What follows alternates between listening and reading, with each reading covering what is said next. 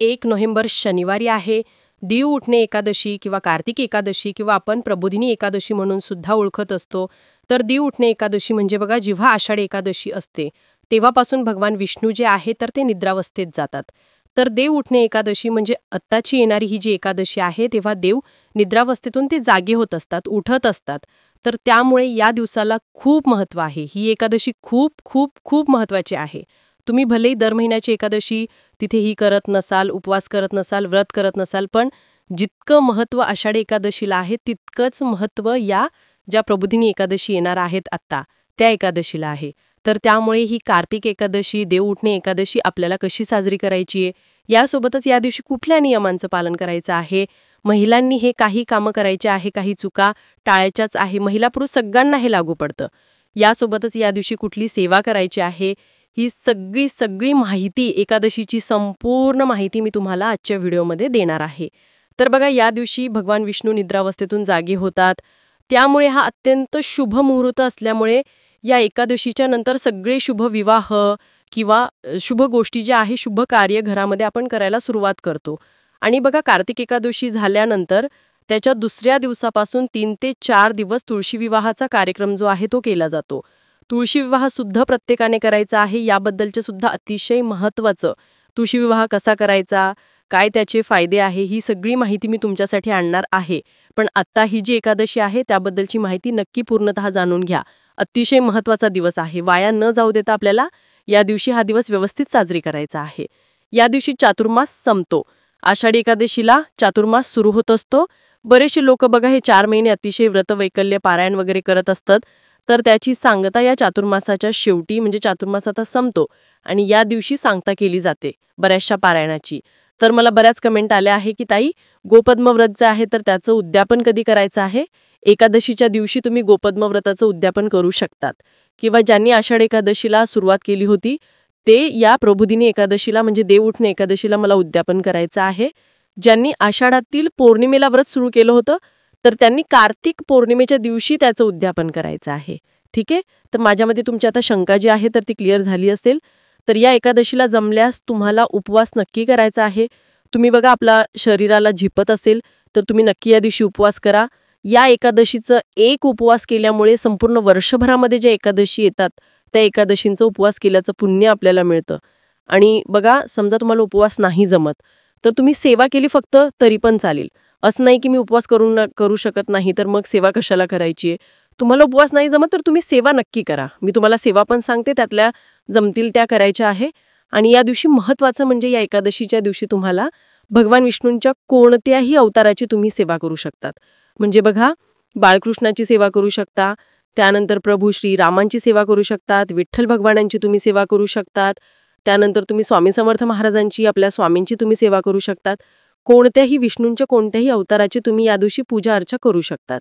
तर आता या एकादशीला सगळ्यात पहिले काय करायचं आहे तर बघा, कुठल्याही सणासुदीच्या दिवशी आपल्याला ब्रह्ममुहूर्तावर उठायचं आहे. सकाळी लवकर उठा. त्यानंतर उंबरठा तुम्हाला स्वच्छ करायचा आहे, रांगोळी काढायची आहे. आपली आंघोळ झाल्यानंतर तुम्हाला उंबरठा, देवांच्या आंघोळ या सगळ्या गोष्टी करायच्यात. आणि तुमच्या घरामध्ये, देवघरामध्ये भगवान विष्णूंचा फोटो असेल, मूर्ती असेल, किंवा मी जसं सांगितलं बाळकृष्ण किंवा विठ्ठल भगवान यांची मूर्ती फोटो, किंवा स्वामी समर्थ महाराजांची मूर्ती फोटो, काही असेल, फोटो असेल तर तुम्हाला स्वच्छ पुसायचा आहे. मूर्ती असेल तर तुम्हाला स्वच्छ तिचा अभिषेक करायचा आहे, पाण्याने, परत दुधाने, परत पाण्याने. समजा स्वामी समर्थांची मूर्ती आहे तर तुम्ही श्री स्वामी समर्थ, श्री स्वामी समर्थ, त्या देवांची मंत्र म्हणून तुम्हाला अभिषेक करायचा आहे. आणि या दिवशी तुम्हाला सूर्याला अर्घ्य द्यायचंच आहे. कुठे आपण शुभ दिवशी तुम्ही सूर्याला अर्घ्य द्या. सूर्यदेवता जे आहे ते आपल्या जीवनातलं अंधार दूर करतात. रोजच आपण सूर्याला अर्घ्य दिलं पाहिजे, पण तुम्हाला समजा नाही जमत तर अशा अमुक एक दिवशी तुम्ही नक्की सूर्याला अर्घ्य देत जा. तर अशा प्रकारे तुम्हाला देवांचा अभिषेक करून त्यांना तुम्हाला फुलं, हळद, कुंकू, अक्षता, फुलं अर्पण करायचे आहे. नैवेद्य तुम्हाला अर्पण करायचा आहे. अगदी दूध साखरेचा पण तुम्ही नैवेद्य अर्पण करू शकता. आणि त्यानंतर बघा, तुम्हाला पिवळ्या फुलं जी आहे शक्यतो तुम्ही अर्पण करा, कारण भगवान विष्णू जे आहे त्यांना पिवळा रंग जो आहे तो अतिशय प्रिय आहे. आणि भगवान विष्णूंच्या कुठल्याही अवताराची तुम्ही जर पूजा करताय तर त्यांना सुद्धा तुम्ही शक्यतो पिवळ्या रंगाचे फुलं अर्पण करा. याशिवाय या दिवशी माता लक्ष्मीची सुद्धा आपल्याला पूजा करायची आहे. माता लक्ष्मीला तुम्हाला बघा, तुम्ही माता लक्ष्मीची मूर्ती असेल किंवा तुमच्याकडे श्रीयंत्र असेल तर त्याच्यावर तुम्ही कुंकुमार्जन करू शकतात. श्री सुक्ताचा एकतरी पाठ करून तुम्ही कुंकुमार्जन करा. माता लक्ष्मीला तुम्ही खिरीचा नैवेद्य अर्पण करा, बत्तासांचा नैवेद्य अर्पण करा.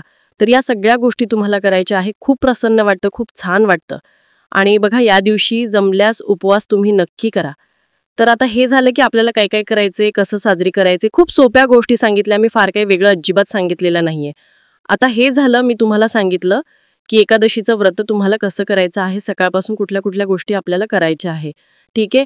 आता या एकादशीच्या दिवशी तुम्ही समजा व्रत नाही करत, उपवास नाही करत, सेवा नाही करत, पण मग तुमच्याकडून काही चुका व्हायला नको. कारण चातुर्मासाच्या निद्रेतून जागी झाल्यावर देवांचे जे भक्त आहेत ते त्यांचं अगदी मनोभावे स्वागत करत असतात. एकादशीचं व्रत हे भगवान विष्णूंना, विठ्ठलांना समर्पित असतं. आणि जे व्रत करत नाही, जी पूजा करत नाही, त्यांनी कमीत कमी काही चुका करायच्या नाहीये. कारण या दिवशी जर काही तुम्ही नियमांचं पालन नाही केलं, काही चुका तुमच्याकडून झाल्या, तर त्याचं पाप आपल्याला लागतं. आणि मग मृत्यूनंतर सुद्धा आपल्याला बघा त्याचे खूप, म्हणजे आपण म्हणतो ना की यमराजाची कठोर शिक्षा आपल्याला भोगावी लागते. म्हणून या दिवशी काही चुका अजिबात करू नका. तर त्यातली सगळ्यात पहिली चूक म्हणजे या दिवशी एकादशीची, कुठली एकादशी असू द्या, छोटी मोठी एकादशी दिवशी तुळशीचे पानं अजिबात तोडायचे नाहीयेत. एकादशीच्या दिवशी भगवान विष्णूंना, बाळकृष्णांना तुळस जी आहे ती अर्पण केली जाते. आणि तुळस जी आहे ती तुम्हाला आदल्या दिवशीच आणून ठेवायची आहे, किंवा तुम्ही विसरले तर तुम्ही विकत आणा. पण एकादशीच्या दिवशी तुम्हाला तुळस तोडायची नाहीये, अजिबात ही चूक करायची नाहीये. कारण एकादशीच्या दिवशी बघा, तुम्ही तुळस जी आहे ते त्याचं रोप तुम्ही लावू शकतात, पण पानं वगैरे तोडायची नाही. आणि तुळशीला स्पर्श सुद्धा करायचा नसतो. आता तुम्ही म्हणाल की ताई मग रोप लावते, मग तेव्हा स्पर्श होतोच. हे बघा, रोप लावणं वेगळं आणि लावलेल्या रोपातून त्या तुळशीची पानं तोडणंही वेगळं आहे. थोडं समजून घ्या. त्यामुळे लक्षात ठेवा, तुळशीचा रोप तुम्हाला लावायचा असेल एकादशीच्या दिवशी, जर तुम्ही तुळशीचं रोप लावणं तर ते व्यवस्थित जपतं, म्हणून तुम्ही एकादशीच्या दिवशी लावू शकतात. नसेल तर, आणि तुळशी जवळ संध्याकाळी तुम्हाला तुपाचा दिवा सुद्धा लावायचा आहे. सकाळी तुळशी मातेला हळद, कुंकू, अक्षता अर्पण करून तुम्हाला अगरबत्ती तिथे लावायची आहे. यानंतर दुसरी गोष्ट म्हणजे एकादशीच्या दिवशी तुम्हाला सात्विक जेवण जेवायचं आहे. शक्यतो या दिवशी बरेचसे लोक, 90% लोक कांदा लसूण खात नाही, पण कमीत कमी ठीक आहे, चला कांदा लसूण बऱ्याचशा जणांकडून पाळलं जात नाही, पण मग तुम्हाला मांसाहार, अंडी, मांस किंवा काही अल्कोहोल वगैरे या गोष्टींचं सेवन बिलकुल करायचं नाहीये. जे नाही पाळत ते लोक म्हणतात की हा बा काही होत नाही, पण कुठे ना कुठे याचे वाईट परिणाम त्यांना त्यांच्या भावी आयुष्यामध्ये त्यांना भोगावेच लागतात. तर त्यामुळे नक्की या गोष्टी लक्षात ठेवा. यानंतर एकादशीच्या दिवशी तुम्हाला भात खायचा नाहीये. तांदळाचे कुठलेही पदार्थ या दिवशी खाऊ नये, ते अयोग्य मानलं जातं, अशुभ मानलं जातं आणि त्याचे आपल्या आयुष्यावर वाईट परिणाम होत असतात. तुम्ही हे ऐकलं असेल, एकादशीचा उपवास सोडताना सुद्धा भात चालत नाही. यानंतर बघा, तुमच्या घरामध्ये शांततापूर्ण या दिवशी वातावरण ठेवा. आपल्यापेक्षा मोठ्या व्यक्तींचा अनादर करू नका. घरामध्ये भांडणं, वादावाद होईल असं काही करू नका. एका हाताने टाळी वाजत नाही. त्यामुळे सगळ्यांनी समजून आपल्याला हे करायचं आहे. घरातलं वातावरण कसं आनंदी राहील हे आपल्याला बघायचं आहे. कारण घरातलं वातावरण बिघडल्यामुळे माता लक्ष्मी क्रोधित होते आणि ती नाराज होऊ शकते. त्यामुळे हा दिवस अत्यंत महत्वाचा आहे. अशा सणासुदीच्या दिवशी खरं तर नेहमीच आपल्या घरामध्ये वातावरण हे चांगलंच राहिलं पाहिजे. पण माहितीये, एका घरामध्ये सगळे राहत असतो, प्रत्येकाचे स्वभाव, विचार वेगवेगळे असतात. त्यामुळे कधी कधी भांडणं वगैरे, भांडण तंटे होत असतात. पण अशा अमुक एक दिवशी तरी आपण काळजी घेतली पाहिजे. यानंतर बघा, एकादशीच्या दिवशी दिवसा तुम्हाला झोपायचं नाहीये. लहान मुलं, वयस्कर लोक यांच्यासाठी हे नियम लागू नाही पडत.